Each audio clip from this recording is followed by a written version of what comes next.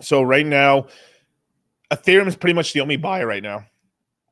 Yeah, so if you're DCing into, I mean, not that you missed the train on Bitcoin, but like listen, if we do go to $250,000 Bitcoin or $150,000 Bitcoin,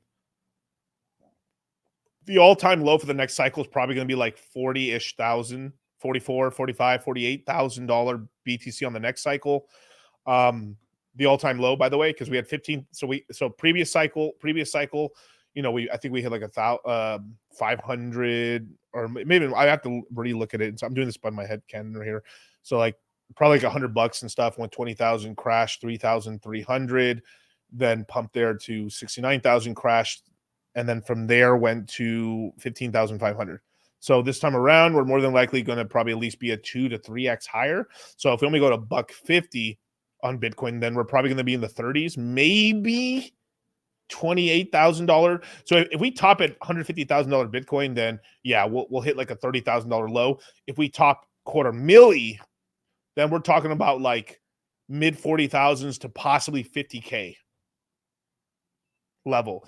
And so I think people are going to be surprised about like every cycle, like Bitcoin's dipping less in terms of like the dips, and the dips are getting a little smaller. Even if it's 5% smaller, it adds up after a bunch of cycles.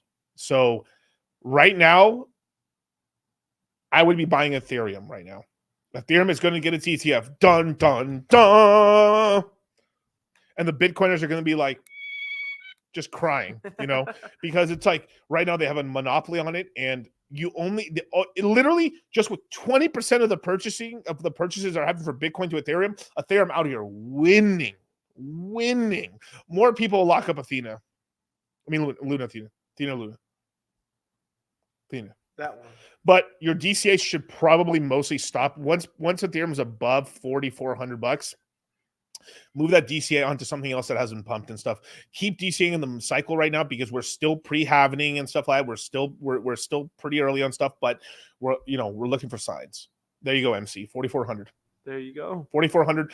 No more DCAs into Ethereum after 4,400. Now, that doesn't mean if you make, let's just say as an example, Pepe shoots up and like, oh my God, Pepe to $1, and I 10x my bag, and I sell another half of my bag into Ethereum.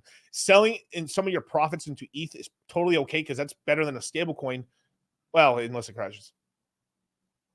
Unless but it's like, a lot. But like, the thing is like usually like you want to be in either Bitcoin or Ethereum when you take profits because the rest of the market, when these assets move up, the rest of the market is then graded on a curve based off, would I just been better off holding Ethereum or Bitcoin?